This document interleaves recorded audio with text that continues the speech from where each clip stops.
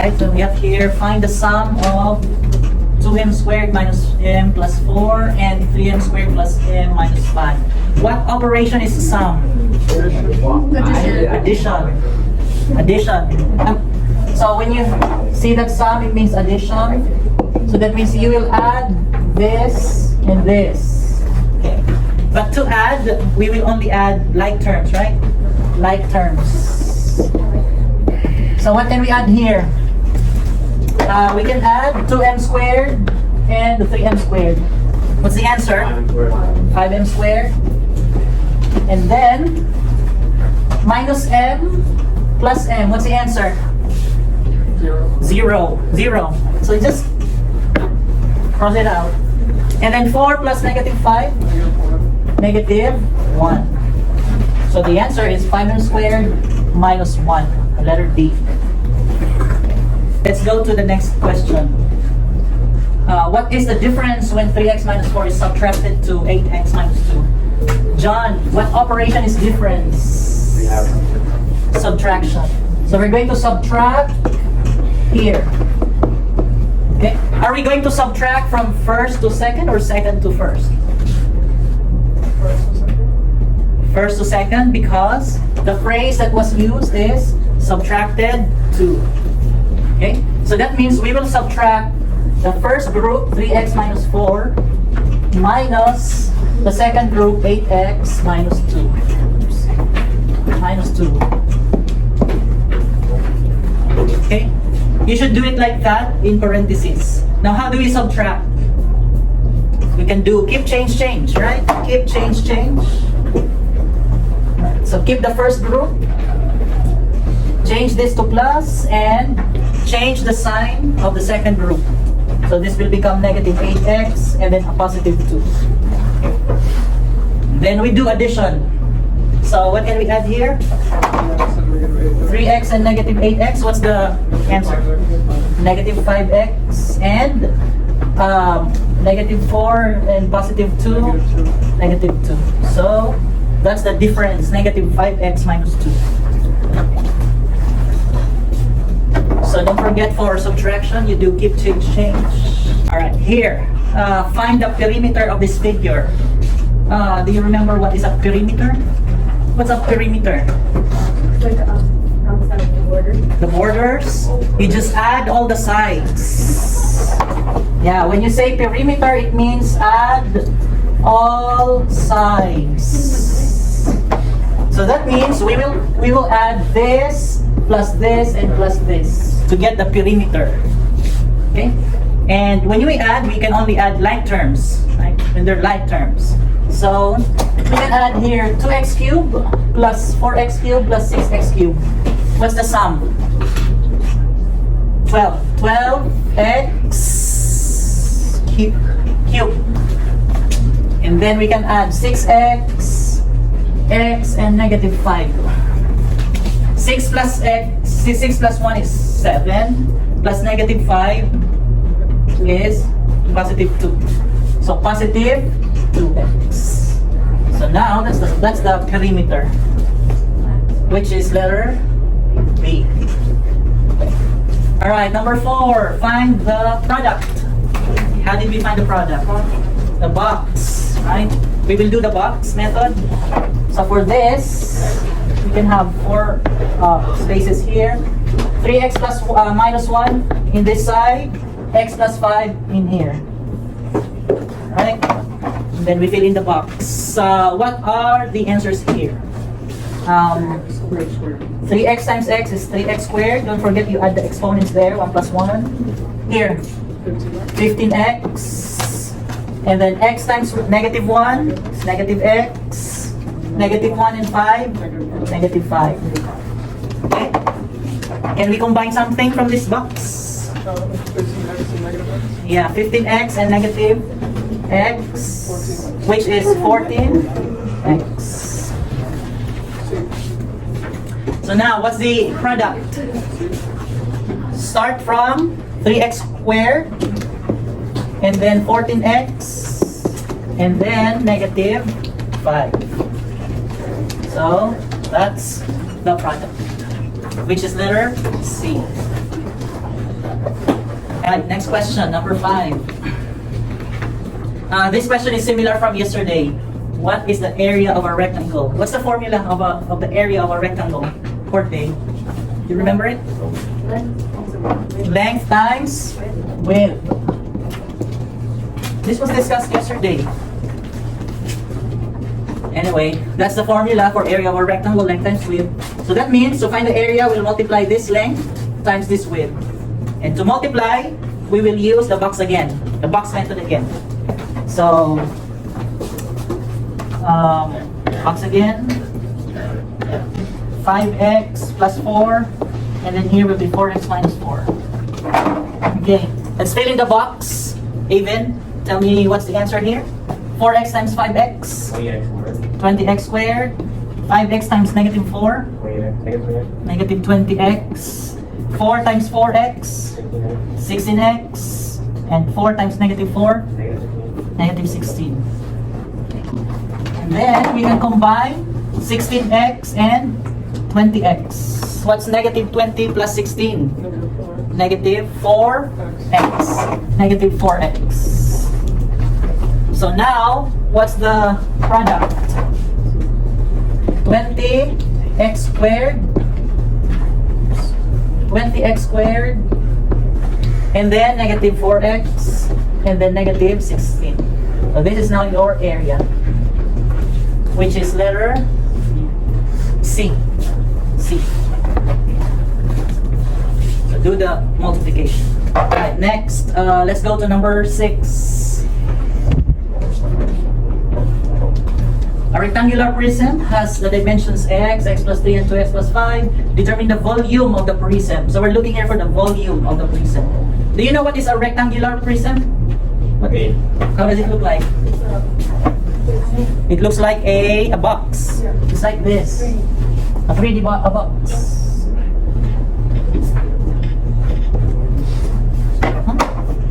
And who knows here the volume, the formula for volume of a prism, for this kind of prism? Length times width times height, correct. The volume is length times width times height. So that means you're only going to multiply the length times the width times the height. Multiply the numbers. Multiply. Alright? So we will multiply x, parenthesis x plus 3, parenthesis x, 2x plus 5. How are you going to multiply if there are 3 things there? We can multiply 2 at a time. Okay? 2 at a time. So we can multiply this part first. And then whatever's the answer, we multiply it to here. Right, so how do we multiply x times x plus 3? We can just distribute. We can just distribute. So what's x times x? X squared. X times x is x squared.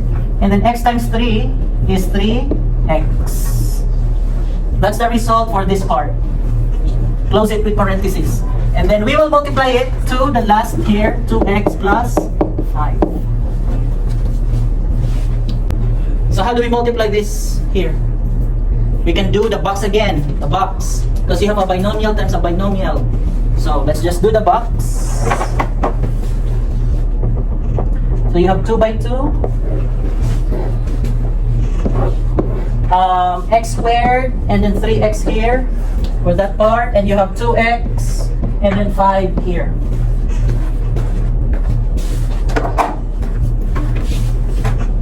Okay, what's the answer for the first pair? What's x squared times 2x? 2x, so you have here 1 times 2 is 2. 2 plus 1 is 3, so 2x cubed. How about here? 5x squared. 5 times x squared is 5x squared. And then 2x times 3x, 6x squared. And 5 times 3x, 15x. Okay. Is there something that we can combine from this box? Yeah, 6 and 5, which is 11x squared. So 6 plus 5 is 11x squared. So now we can write the product. 2x squared. No, 2x cubed. 2x cubed And then 11x squared plus positive 11x squared and positive 15x. So that's letter C. And this is your volume. Volume.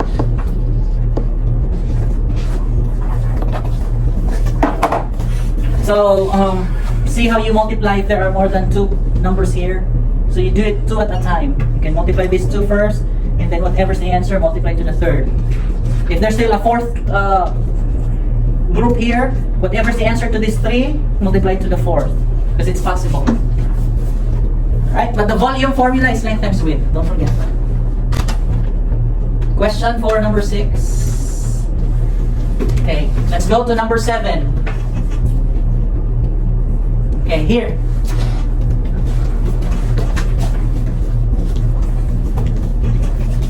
Select all that is incorrect. Okay, let's begin with letter A. Is this correct? X3 times X5 is X8? Yes. Remember, if we multiply, we just add the exponents. 3 times 5 is 8. So this is correct. Yes, that's correct. How about B? X5 divided by X3 is X2. That's correct because when we divide, we subtract the exponent. So 5 minus 3 is 2. So this is correct also. How about the third option, letter C? X raised to 3 raised to 5.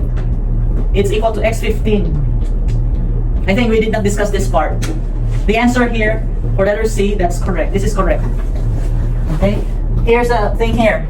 If you see an exponent raised to another exponent, so there are two exponents there, you're going to multiply the exponents. Can you put it in your notebook? Exponent to an exponent means you multiply the two exponents. So 3 times 5 is 15. Exponent to an exponent. Okay. Alright, so letter C, that's correct. How about letter D? Let's go to D. Is this correct for letter D? Okay, here's how you check if this is correct. If you look inside the parentheses, there are two things there. We have the 2 and the x squared. Now you have here an exponent. You're going to distribute this exponent to each one of them inside the parentheses. So if you do that, this will become 2 with an exponent of 3. And then the second will be x squared with an exponent of 3. So you're distributing this exponent to each one of them. Okay. Now what is 2 raised to 3? 2 raised to 3.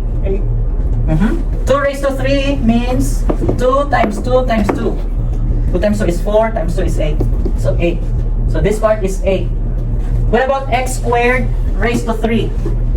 Do we add or multiply the exponents here? Remember, exponent to exponent, multiply. Exponent to exponent, these are exponents, the numbers at the top. So we need to multiply them. So 3 times 2 or 2 times 3 is 6. So this is the answer, which is different from here. So therefore, letter D is not correct. Take note of that, okay? Exponent to exponent, multiply exponents. Let's go to letter E. Is this correct? It's like you distribute the exponent to each one of them, the top to the bottom. Is that correct? Yes, it is. So you distribute the exponent to each one of them. Just like here. You can distribute this exponent if your operation inside is either multiplication, just like this, or division. Okay. But not in an addition or subtraction. Alright, let's go to number 8. Let's go to number 8. Simplify 4 and then parenthesis x plus 3 squared. How did you simplify this? Did you do distribution here first? Did you distribute 4? Yes or no? We don't know. Alright, remember guys that we have PEMDAS. PEMDAS.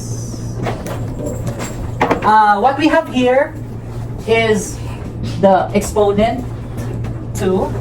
And that, if you distribute this 4, if you distribute the 4, that's multiplication. Alright? But according to PEMDAS, we need to do the exponent first. So do this first before the distribution or before the multiplication. So that means we need to simplify this part first. Okay, that part. Distribute that part, simplify that part. Okay. Now the question is, how do you simplify x plus 3 squared? Anyone who has an idea how to simplify this? Now if you see the exponent 2, it means you double x plus 3. Okay? If you see that exponent 2, it means double this. So you have x plus 3 in parentheses and another x plus 3. Double it. If you see this is 3, then you have to triple this. Okay? So that means, how do we simplify this part? X plus 3 times x plus 3 times x plus 3. The box again, right? Box for this part, box. So you do the box method. Alright, so on one side you have x plus 3, and on the top you have x plus 3 also. Alright, what is x times x? X squared. And then 3 times x, 3x. X times 3, 3x. 3 times 3, 9. And we know that we can add 3x plus 3x, which is 6x. Okay. So, for this part, this blue, this is equal to what? X squared plus 6x, and then plus 9. Alright? Are we done? No. Not yet, because of the 4. So we just need to close this with parentheses and put 4 in front. We just simplified this part. It's equal to this. You still have a 4. How do you simplify that 4? You do distribute. Distribute. So what is 4 times x squared?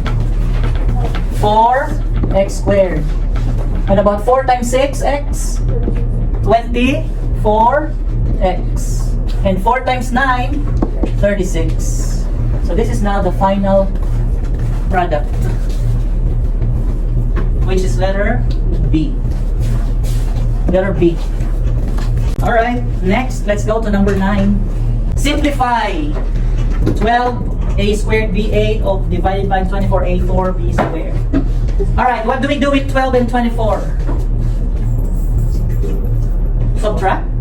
Divide. We divide 12 divided by 24. What's the answer? 12 divided by 24. 2? Negative 2? Can you please double check with your calculator? Desmos. Use the desmos. 12 divided by 24. Fraction. You don't have here a decimal. Should be a fraction. 1/2. 1/2. See, after division, you just put here the number 1/2. Okay? What about a squared divided by a4? What do we do with the exponents?